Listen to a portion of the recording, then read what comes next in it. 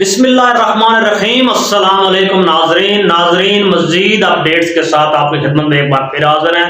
ناظرین، انٹرویو کا دورہ ہے، رنگ برنگے انٹرویوز لیے جا رہے ہیں۔ سلیم صافی صاحب نے بھی گزشتہ دن ایک انٹرویو لیا عمران خان صاحب کے ایک ملازم کے حوالے سے۔ بہت سی باتیں ہیں، بہت سی چیزیں ہیں، اب اس پر بھی کیا بحث کرنی اور بات کرنی، مگر ہاں، عمران خان صاحب کا کتا دستیاب ہے جس کا نام شیرو ہے، عرف عام میں جسے شیرو کہا جاتا ہے۔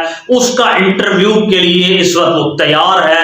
اگر کمپنی ہو، جیو نیوز ہو، سلیم صافی ہو یا دیگر کوئی شخص ہو جس کو انٹرویو درکار ہو اور عمران خان کے خلاف کوئی چیز نکالنی ہو، تو کتے سے زیادہ وفاداری وجود تو کسی کی بھی نہیں، مگر کتا بہت سی باتوں کا عینی شاہد بھی ہے، اور اس کے ساتھ ساتھ اس کے کان دماغ سے بھی آپ بہت سے فیصلے لے سکتے ہیں۔ لہٰذا عمران خان صاحب کے کتے کا انٹرویو اس وقت لینا باقی ہے۔ ہماری خواہش ہے سب لوگ اب انسانوں کو تو چھوڑیں، کتے کا انٹرویو لیں۔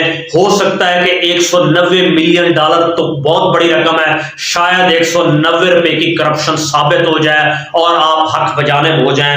بہرحال اس کے ساتھ ساتھ تو دوسری طرف دیکھیں، جہاں پر نواز شریف صاحب کے حوالے سے جس قدر محبت کی پینگیں بڑھائی جا رہی ہیں، چیزوں کو آگے لایا جا رہا ہے، صورتحال بڑھائی جا رہی ہے، کیفیت تو یہ ہو چکی ہے ناظرین کہ پورے پاکستان کی 7 لاکھ افواج پاکستان بظاہر یہی دکھائی دیتا ہے سرنگوں ہیں۔ یہ آرڈر دیا جا چکا ہے جنرل عاصم منیر صاحب کی طرف سے، میاں صاحب پریشان مت ہونا، یہ 7 لاکھ فوج نہیں، یہ 7 لاکھ آپ کے نوکر ہیں۔ یاد رکھیے گا 22 کروڑ 23 کروڑ یا 24 کروڑ کیڑے مکوڑے کبھی بھی غالب نہیں آ سکتے۔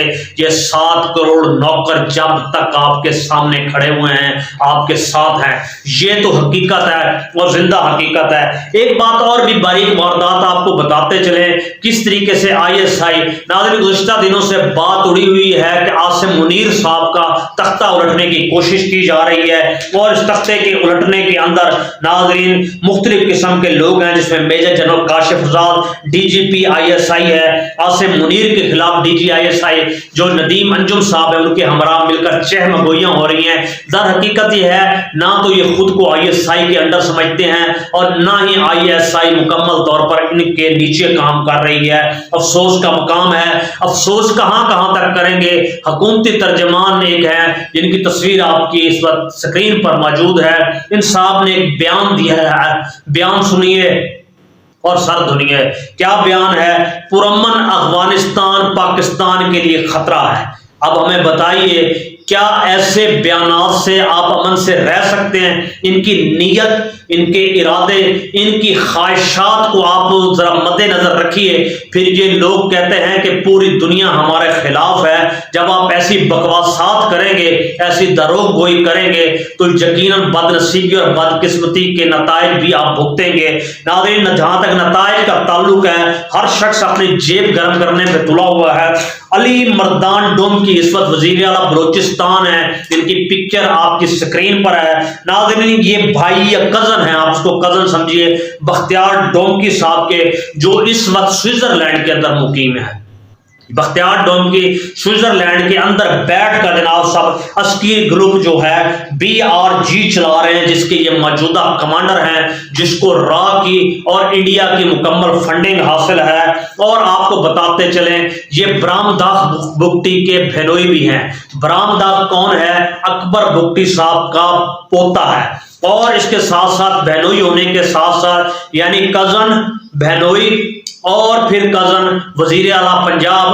اور عسکری گروپ کا عالم یہ ہے، جعفر آباد ہو، سبی ہو، کوئٹہ ہو، بولان ہو، مچھ ہو، نصیر آباد ہو، ناظرین تمام جگہوں پر جہاں جہاں بلیری ہو، چیک پوسٹوں پر آرمی ہے، رینجر ہے، لیویز ہے، پولیس ہے، جو ان کو سوسائڈ بمبنگ میں شہید کیا گیا ہے، اور تاحال جو حملے ہو رہے ہیں وہ اسی گروپ کے اندر ہو رہے ہیں۔ آپ اندازہ لگائیے جو گروپ حملے کر رہا ہے اسی کے خاندان کے ایک انتہائی اہم فرد کو جان بوجھ کر آپ نے وزیر اعلیٰ پنجاب لگا دیا۔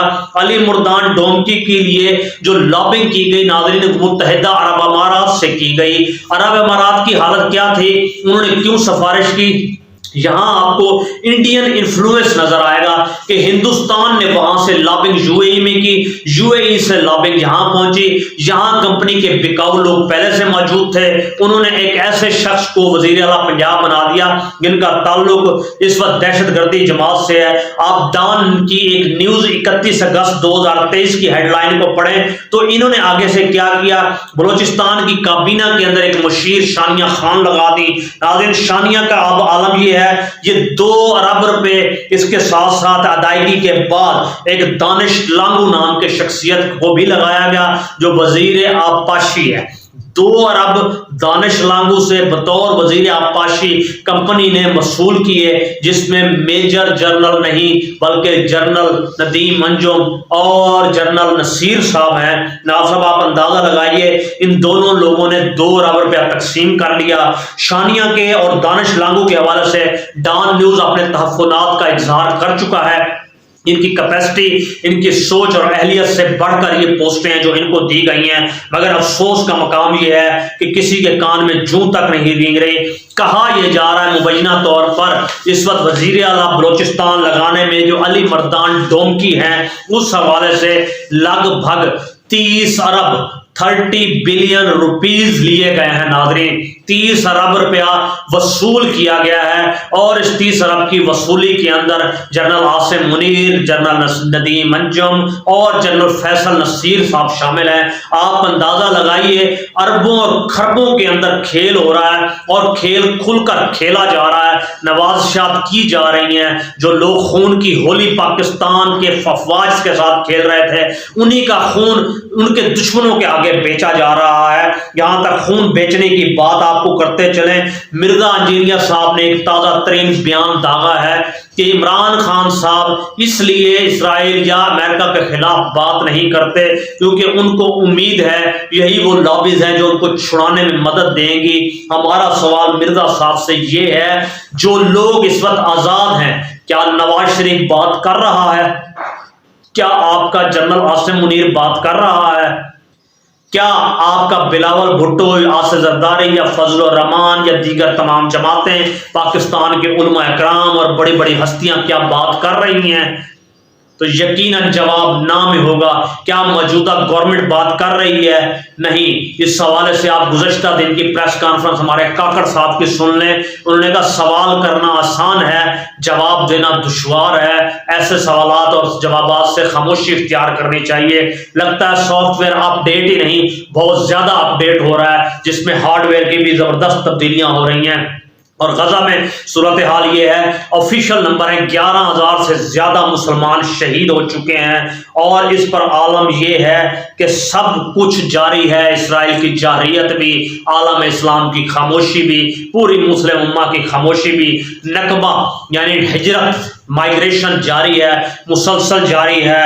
اور اس کی سب سے بڑی وجہ غزہ میں جو بتائی جا رہی ہے وہ $500 ملین سے زیادہ کی گیس کا نکلنا ہے، جو سارا پلان تھا، اور OIC کی خاموشی ہے۔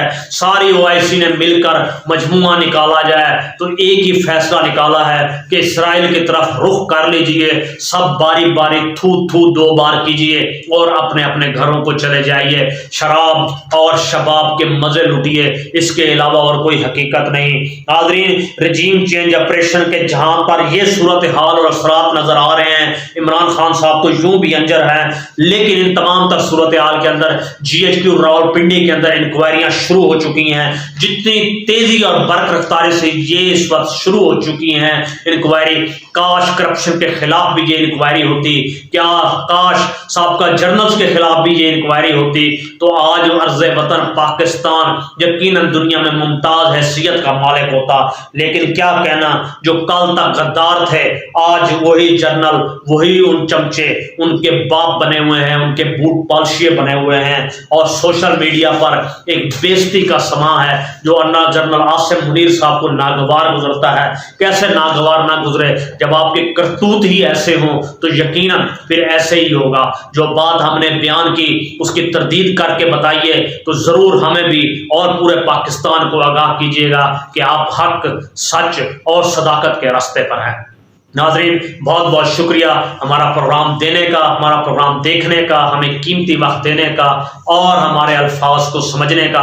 अपनी राय से ज़रूर आगाह कीजिएगा। अस्सलाम वालेकुम।